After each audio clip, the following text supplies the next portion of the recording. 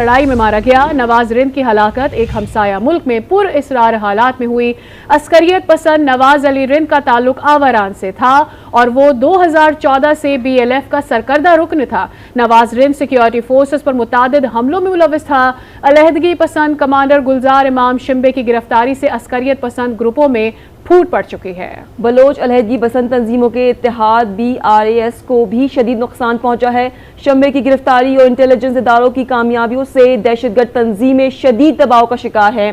घेरा तंग होने से दहशतगर्द तंजीमें अपने ही कमांडर्स को मारने लगी हैं। कुछ दिन कबल जमाअतुल हरार का कमांडर सरवकफ मोहम्मद भी इसी तरह के हालात का शिकार हुआ था।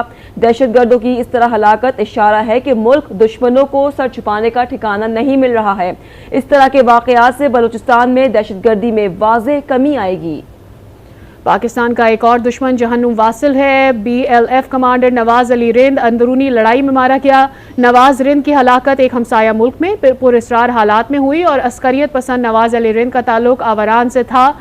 वो 2014 से BLF का सरकर्दा रुकन था। नवाज रिंद सिक्योरिटी फोर्सेस पर मुतादिद हमलों में मुलविस था। अलहदगी पसंद कमांडर गुलजार इमाम शिम्बे की गिरफ्तारी से अस्करियत पसंद ग्रुपों में अब फूट पड़ चुकी है। इस पर मजीद भी बात करेंगे। हमारे साथ मौजूद हैं ब्रिगेडियर हारिस नवाज रिटायर्ड, बहुत शुक्रिया आपका। और हमारे साथ मौजूद हैं ब्रिगेडियर राशिद वली रिटायर्ड, बहुत शुक्रिया आपका भी, आप दोनों ने वक्त निकाला आज न्यूज़ के लिए।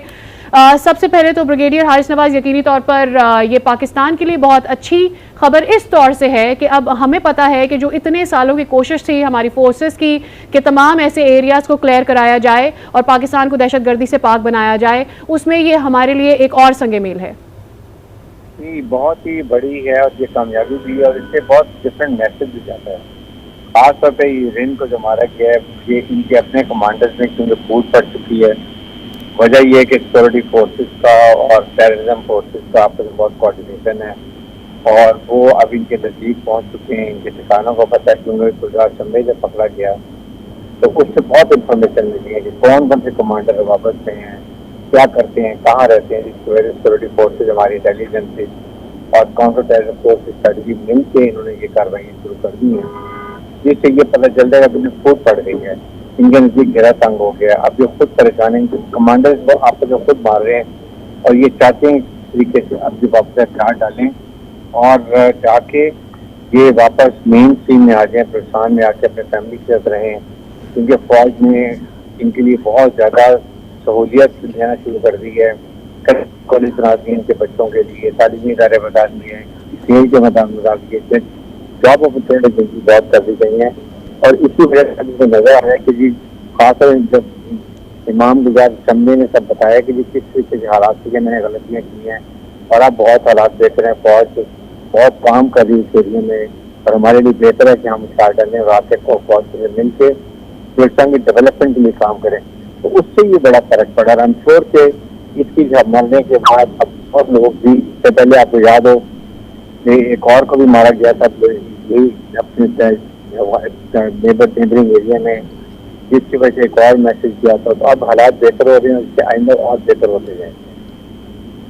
ठीक है राशिद वली साहब, ये बताइएगा कि हमारे सिक्योरिटी इदारों की कितनी बड़ी कामयाबी है? कामयाबी है क्योंकि ये इस कामयाबी का तसलसल है जो गुलजार शम्बे के बाद शुरू हुआ है। उसके बाद सरवकफ मोहम्मद का इंसिडेंट हुआ और आज 16 जून की रात को एक और कामयाबी मिली है उधर आदमखेल के इलाके में, जो TTE से एफिलिएटेड 3 दहशतगर्द थे और उनका कमांडर जख्मी। तो ये सारी चीजें जो हैं ये इंडिकेट ये करती हैं कि हमारा जो काउंटर टेररिज्म एपरेटस है वो एक कसीरुल जहती काउंटर टेररिज्म स्ट्रेटजी पे अमल पै रहा है और उसके नतायज अब उनके गिर्द जब घेरा तंग हो रहा है तो वो आने शुरू हो गए। ये क्लासिक काउंटर इंसर्जेंसी और काउंटर टेररिज्म स्ट्रेटजी है। इस हिकमत अमली के तहत हम कहते हैं कि जो गंदा जोहर होता है जिसमें ये गंदी मछलियां होती हैं, तो अंग्रेजी में उसको ड्रेनिंग द स्वैम्प कहते हैं कि उसमें से आप स्पेस को डिनाई करें। और वो स्पेस क्या होती है कि आप उनके एक्सटर्नल जो लिंकेजेस हैं उनको काटें, उनकी लॉजिस्टिक्स, उनका फाइनेंसेस, उनकी सिंपथाइजर्स, उनके जो इन्फॉर्मर्स होते हैं उस नेटवर्क को आप उनसे जुदा करें, और जो एक आइडियल एनवायरनमेंट फर्टाइल ग्राउंड बना हुआ था और जिससे वो लोगों को रिक्रूट भी करते थे, लोगों को डरा धमका के भी अपने साथ मिला लेते थे, और वहाँ पे कुछ ऐसे इलाके थे जहाँ पे नो गो बने हुए थे, जहाँ पे रियासत की अमलदारी नहीं थी। तो अब वो ये कसीरुल जिहती जब मैं कहता हूँ तो उसमें पहले स्ट्रेटजी का ये एलिमेंट ये है कि आपके on ground dominate the battle space.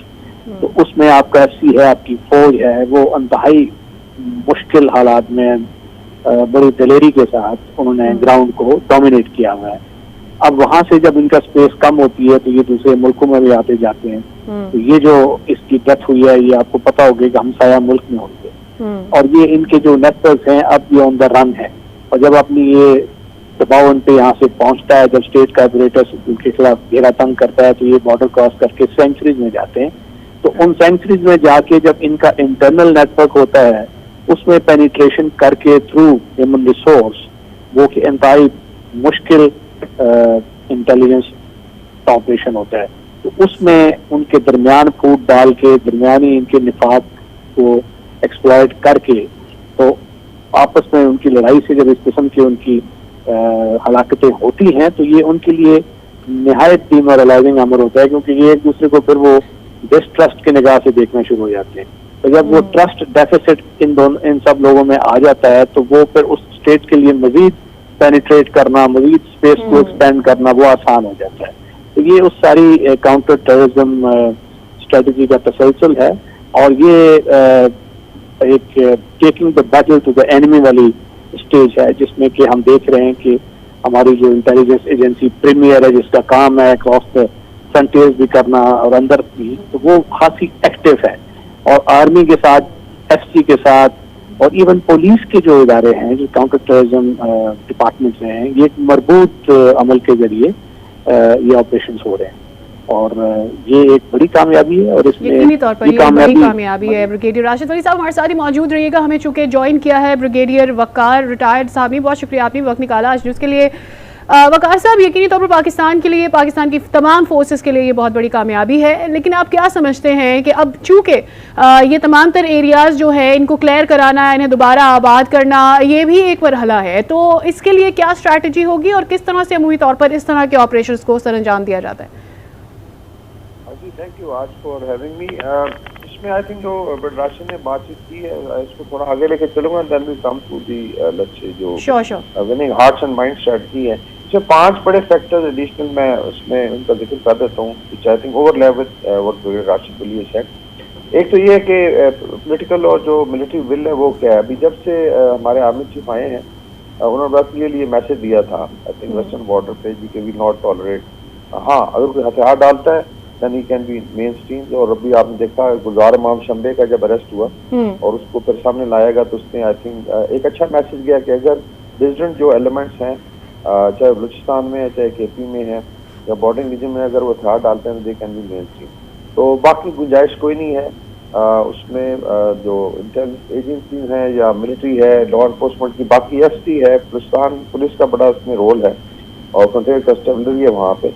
तो सब मिलके जो है एज एन ऑपरेटर्स काम कर रहे हैं। उसके अंदर भी टेक्नोलॉजी का यूज है, because now you know you have drones, आपकी जियो फेंसिंग, तो फिर ह्यूमन रिसोर्स की बात की राशिद ने कि आप पेनिट्रेट करते हैं नेटवर्क्स को। तो ये एक तो आप कर लेंगे 2 बड़े फैक्टर्स हो गए। फिर आ जाता है कि जो लीडरशिप है डिफरेंट एलिमेंट्स की जो बाहर बैठी, लाइक हरबियार मरी है या ब्राह्मणा भुट्टी है, जिनकी प्राइवेट या जेट्स हैं, प्राइवेट जेट्स हैं और इनके फिर डाइनिंग एंड वाइनिंग करते हैं। तो उससे भी लोग फ्रस्ट्रेटेड हैं कि ये खुद जो है बाहर बैठे हुए यहाँ पे यूथ को लड़ाया जा रहा है। अभी रिसेंटली एक छोटा बच्चा 13 साल का, I think he was also taken by the agencies, और उसका इंटरव्यू भी आया एक चैनल पे, और उस बेचारे बच्चे ने बताया किस तरीके से मिस यूज किया जा रहा। ये जो नवाज अली रिंद है मेरे ख्याल में ये मिसिंग पर्सन की लिस्ट में भी था इंटरेस्टिंगली, और इसका प्रोपेगेंडा भी किया जाता है। चौथी चीज जो है वो है coordination with our neighbouring countries, Iran, Afghanistan. आपने देखा कि ईरान में और इसकी हुई है, फिर इस तरह अफगानिस्तान में पिछले दिनों ISKP के का जो हेड था वफारी वो मारा गया था। तो लॉट ऑफ कोऑर्डिनेशन, और इसमें सऊदी ईरान जो रिलेशनशिप आई थिंक बेहतर हो रहा है, उसका भी एक इम्पैक्ट आ रहा है कि रीजन अभी रियलाइज कर रहा है कि टेररिज्म का कोई फायदा नहीं है और जितनी प्रॉक्सीज हैं उनको खत्म किया जाएगा। तो आई थिंक ये जो मल्टी डायमेंशनल स्ट्रेटजी है वो काम कर रही है, एंड आई कैन सी इंशाल्लाह कि 2023 विल बी अ ईयर जिसमें जो है इसको बिल्कुल इसकी बीस नहीं की जाएगी और बलूचिस्तान में आगे बढ़ना है, बिकॉज बलूचिस्तान में ही पाकिस्तान का फ्यूचर है। अभी पीपैक की सेकंड फेज लॉन्च होनी है, जहां आप बात कर रही हैं चाहे रिहैब है, चाहे इनको वापस लेके आना है, इसके अंदर इतनी बेशुमार अपॉर्चुनिटीज हैं, इंफ्रास्ट्रक्चर बन रहा है, इंस्टीट्यूट ऑफ टेक्नोलॉजी ग्वादर का है, फिर हॉस्पिटल हैं, and then is definitely Baloch youth को आपने एक होप देनी है, जिसका मिडिल ईस्ट है 40-50 साल पहले वहाँ पे कुछ नहीं था और भी आप देखें कहाँ पहुँच गए। तो बलूचिस्तान का इतना पोटेंशियल है, रिकोडेक है, गोल्ड माइंस हैं, आपकी कासा मार्बल की माइंस हैं, और इसी में आई थिंक अगर बलूच यूथ अपना स्टेक होल्डर है वो लोग, कि वो लोग काम भी करें, उधर से रिसोर्सेज जनरेट करें और मेन स्ट्रीमिंग में आए, तो आई थिंक ये एक बड़ी खुशाइन बात है कि, और फिर डेफिनेटली डिमोरलाइजेशन है जो इनका कार्डर है पीछे, रिसर्च एनालिसिस विंग मर्जी इनको सपोर्ट करता रहा,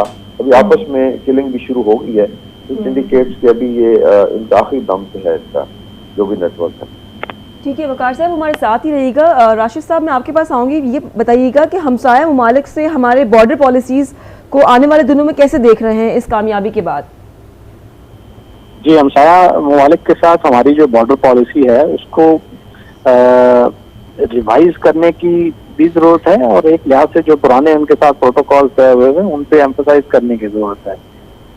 ये एक क्लियर इंडिकेटर है कि जब वो एक हमसाया मुल्क में जहन्नम वासिल हुआ है, और उससे पहले भी जो सबक ऑफ मोमिन वो भी एक हमसाया मुल्क में उसकी डेथ हुई थी, तो ये इंडिकेट करता है कि हमारे हमसाया ममालिक में कुछ स्पेसेस ऐसी दी हुई हैं, चाहे वो दानिस्ता है या वो ना दानिस्ता है, क्योंकि हमारे जो हालात है नेबरिंग कंट्रीज के, उनकी सिक्योरिटी सिचुएशन भी डिस्टेबलाइज्ड है, तो उसकी तरफ भी देखना होगा, उनके साथ कंटिन्यूअल लाइजॉन करके, और उन पे ये बावर कराना होगा कि ये ऐसी जो अनगवर्न्ड स्पेसेस हैं जहाँ से पाकिस्तान की सॉइल पे अटैक होते हैं, तो उनको अपने कंट्रोल में लाएं, और उनके लिए जो इधर से घेरा हम तंग कर रहे हैं तो वो वहाँ भी उनको उस स्पेस में खुल खेलने की इजाज़त ना दें।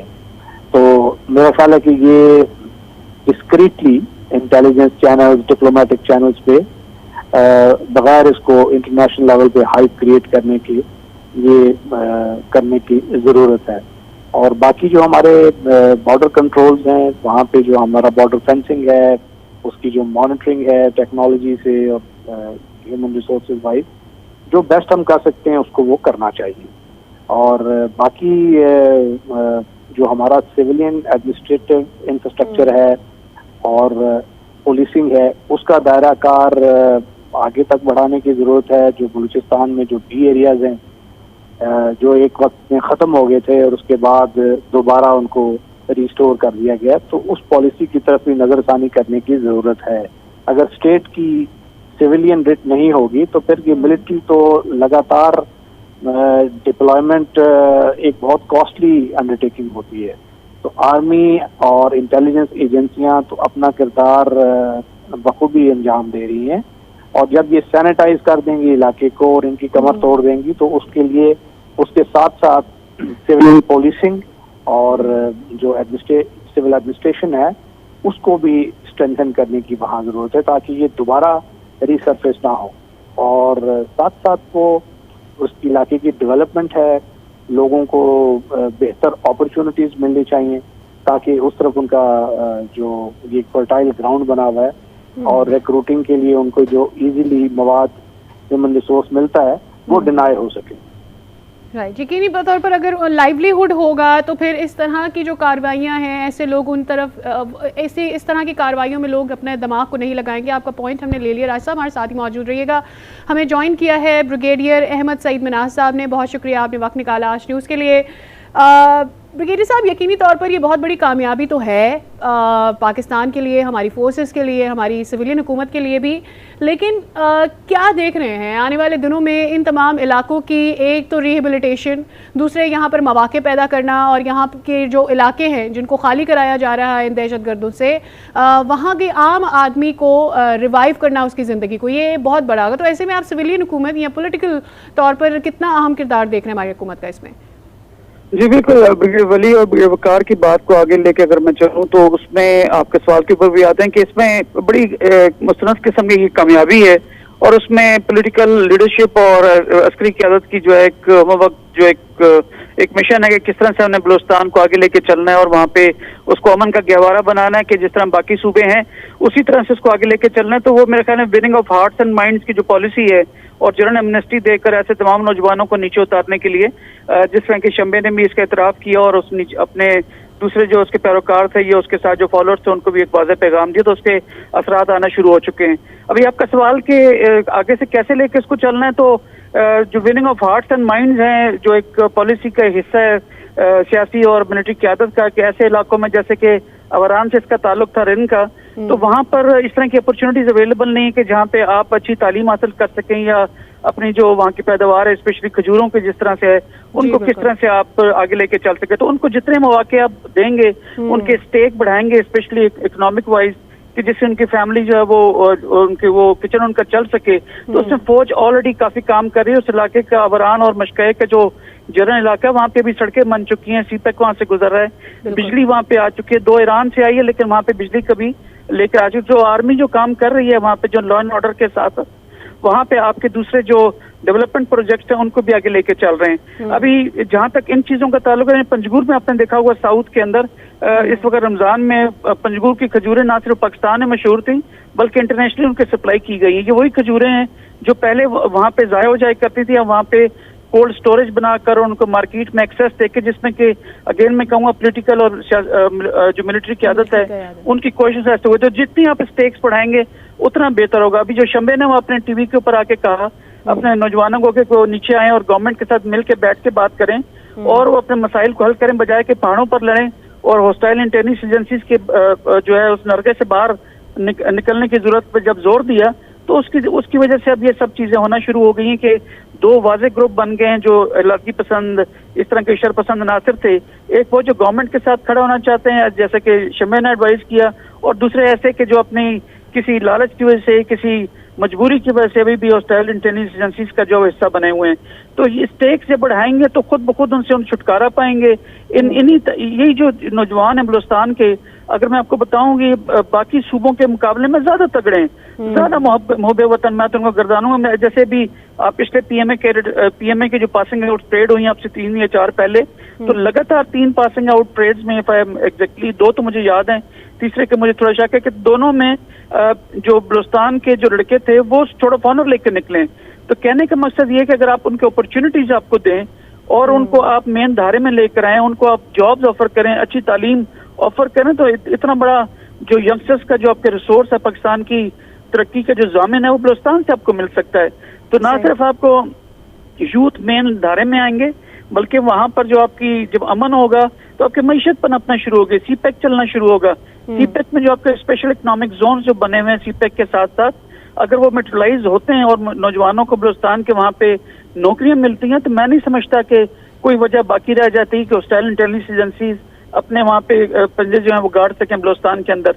तो ये जो अभी गवर्नमेंट की एक बड़ी कैंडिडेट किस्म की पॉलिसी है कि नौजवानों को मेन धारे में लेकर आना है, उनको एमनेस्टी देनी है, उनको अच्छी तालीम देनी है, उनके जितने कोई रिजर्वेशंस हैं उनको एड्रेस करना। तो मेरे ख्याल के अंदर आइंदा आने वाले 2 से 3 सालों में आप बलूचिस्तान के नौजवानों से कम्पीट नहीं कर पाएंगे।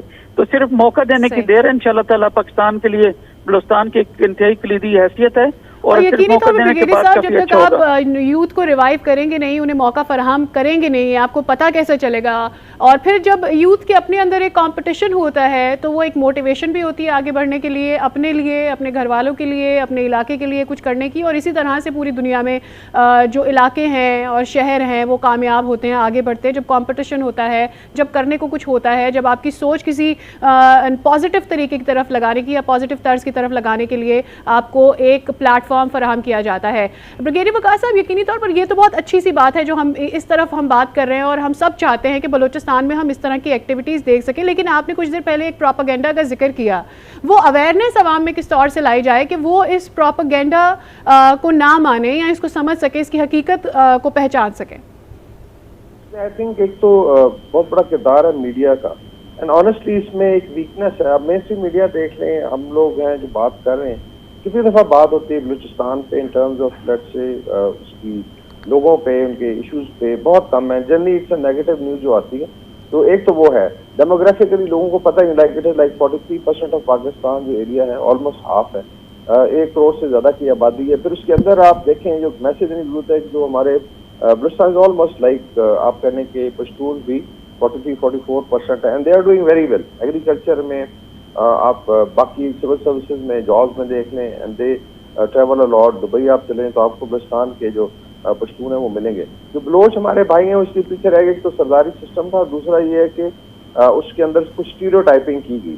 अभी जिक्र हुआ कि उनकी स्ट्रेंथ जो है क्या है इन टर्म्स ऑफ अभी स्पोर्ट्स में आप देखें 4-5 जो मार्शल आर्ट्स की स्पोर्ट्स है उसमें उन्होंने इंटरनेशनल लेवल पे नाम कमाया है, चाहे वो लेट्स से किक बॉक्सिंग है, बॉक्सिंग है, इस तरह फुटबॉल है। इस तरीके से हमारे आपने पार्कोर एक स्पोर्ट्स है जिसमें हमारे हिंदुस्तान के लड़के जो है लड़कियां बहुत ज्यादा, तो दे हैव दैट पोटेंशियल। दूसरा अवेयरनेस है, तो आई थिंक एक तो पॉजिटिव उसकी जरूरत है, सोशल मीडिया पे एंगेज करने की जरूरत है। अभी कुछ ग्रुप्स हैं जो इसमें काम करते हैं, फिर रोज यूथ को आप लेके आए, यू नो इंटरेक्शन होना चाहिए और हो भी रहा है। लाइक जो वैकेंसीज जहाँ पे आके पढ़ाई करें, लाहौर में, कराची में, इस्लामाबाद में और ऊपर, और फिर देयर आर पॉकेट्स बेसिकली डेरा बुक्टी है या नीचे साउथ में सिंगूर है, इसी तरह में भी खुजार के कुछ इलाके। Otherwise I think 80% 85% Balochistan is okay.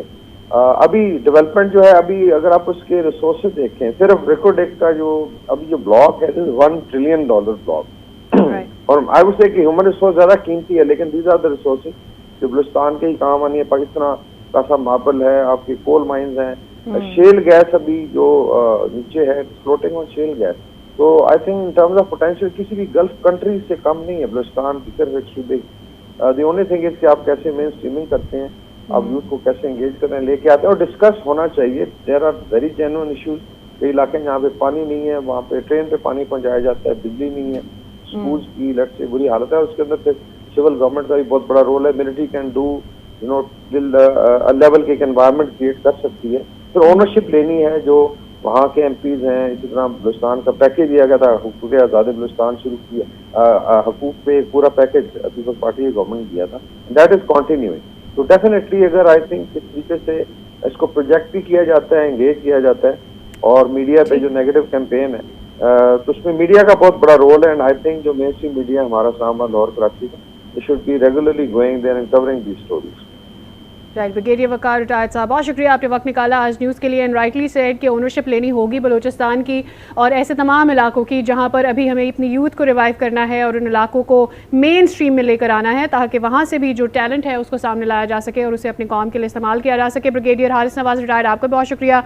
Brigadier Rashid Wali retired साहब, आपका भी बहुत शुक्रिया। ब्रिगेडियर अहमद सईद मिनहास रिटायर्ड, आपने वक्त निकाला आज न्यूज़ के लिए, अपना तज्जिया हमारे साथ शेयर किया। इस मामले पर बहुत शुक्रिया, आपने वक्त दिया।